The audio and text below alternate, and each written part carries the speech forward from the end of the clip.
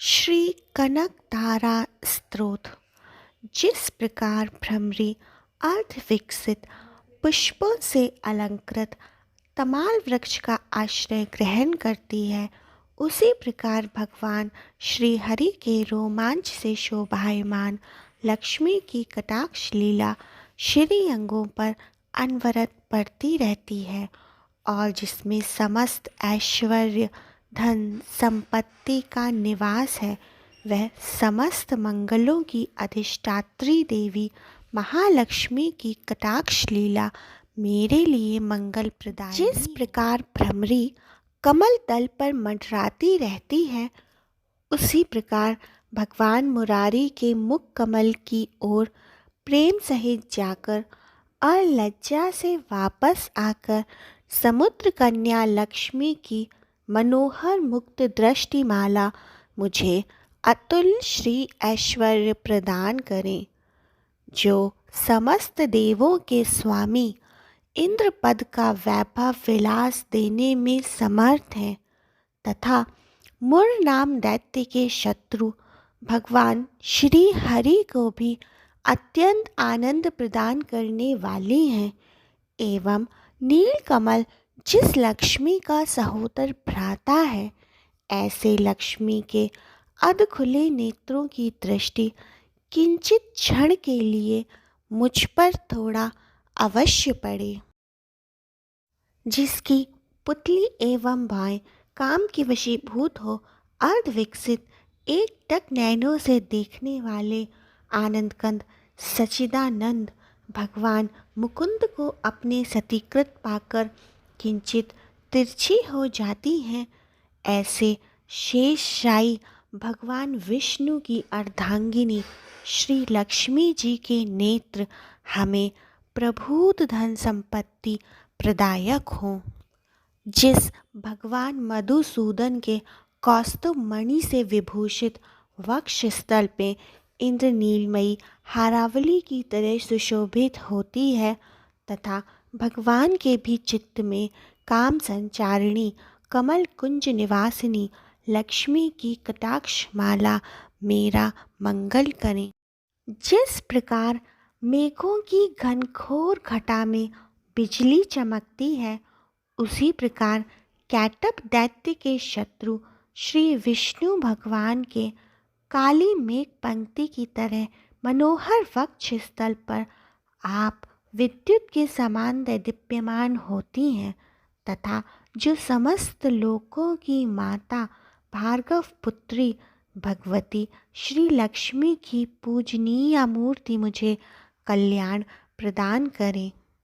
समुद्र कन्या लक्ष्मी की वह मंदालस मंथर अर्धोन्मिलित चंचल दृष्टि के प्रभाव से कामदेव ने मंगल मूर्ति भगवान मधुसूदन के हृदय में प्राथमिक स्थान प्राप्त किया था, वही दृष्टि यहाँ मेरे ऊपर पड़े। भगवान नारायण की प्रेमिका लक्ष्मी का नेत्र रूपी मेघ दया रूपी अनुकूल वायु से प्रेरित होकर दुष्कर्म रूपी घाम को दीर्घ काल के लिए दूर हटाकर विषादग्रस्त मुझ दीन दुखी सदस्य चातक पर धन रूपी जलधारा की वर्षा करें। विलक्षण मतिमान मनुष्य जिनके प्रीति पात्र होकर उनकी कृपा दृष्टि के प्रभाव से स्वर्ग पद को अनायास ही प्राप्त कर लेते हैं, उन्हीं कमलासना कमला लक्ष्मी की वह विकसित कमल गर्भ के सदस्य कांतिमती दृष्टि मुझे मनो अभिलाषित पुष्टि संतयादि की वृद्धि प्रदान करें।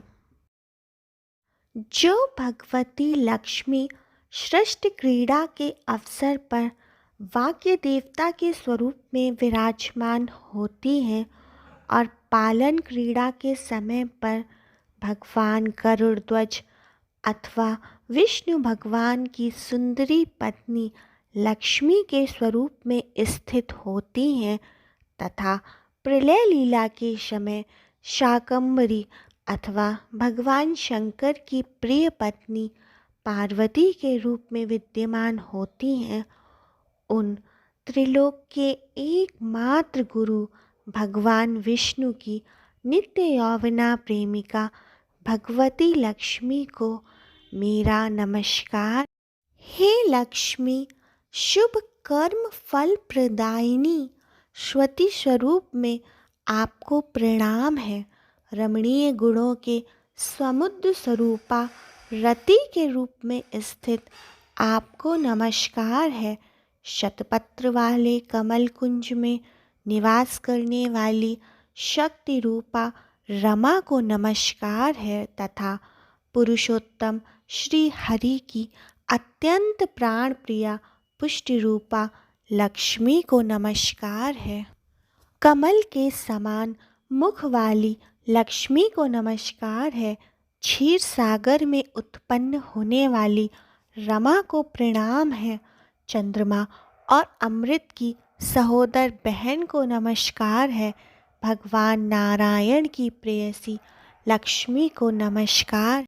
हे कमलाक्षी, आपके चरणों में की हुई स्तुति ऐश्वर्य प्रदायिनी और समस्त इंद्रियों को आनंदकारिणी है तथा साम्राज्य देने में सर्वथा समर्थ एवं संपूर्ण पापों को नष्ट करने में उद्यत है। हे माता, मुझे आपके चरण कमलों की वंदना करने का हमेशा शुभ अवसर मिलता रहे। जिनके कृपा कटाक्ष के लिए की गई उपासना सेवक के लिए समस्त मनोरथ और संपत्ति का विस्तार करती है, उस भगवान मुरारी की हृदयेश्वरी लक्ष्मी को मैं मन, वचन और शरीर से भजन करती हूँ। हे भगवती, भगवान हरि की प्रिय पत्नी, आप कमल कुंज में निवास करने वाली हैं। आपके चरण कमलों में लीला कमल शोभायमान है। आप श्वेत वस्त्र तथा गंधमाला आदि से सुशोभित हैं। आपकी सुंदरता अद्वितीय है। हे त्रिभुवन की वैभव प्रदायिनी, आप मेरे ऊपर प्रसन्न होइए। दिग्गजों के द्वारा कनक कुंभ के मुख से पतित आकाश गंगा के स्वच्छ मनोहर जल से जिसके श्री अंगों का अभिषेक होता है, उन समस्त लोकों के अधीश्वर भगवान विष्णु पत्नी क्षीर सागर की पुत्री जगन माता भगवती लक्ष्मी को मैं प्रातःकाल एवं सायंकाल नमस्कार करती। हे कमल नयन भगवान विष्णु प्रिया लक्ष्मी, मैं दीनहीन मनुष्यों में अग्रगण्य हूँ, इसलिए आपकी कृपा की स्वभाव सिद्ध पात्र हूँ। आप उपड़ती हुई करुणा के बाणों को तरल तरंगों के सदृश कटाक्षों द्वारा मेरी दिशा में अवलोकन कीजिए। जो मनुष्य इन स्त्रोतों के द्वारा नित्य प्रति वेद त्रयी स्वरूपा तीनों लोकों की माता भगवती रमा का स्तोत्र पाठ करते हैं, वे लोग इस पृथ्वी पर महागुणी और अत्यंत सौभाग्यशाली होते हैं एवं विद्युत जन भी उनके मनोगत भाव को समझने विशेष इच्छुक रहते हैं। श्रीमान शंकराचार्य विरचित इस सुवर्ण धारा स्तोत्र का पाठ जो मनुष्य तीनों कालों में करते हैं, वे कुबेर के समान धनी होते हैं।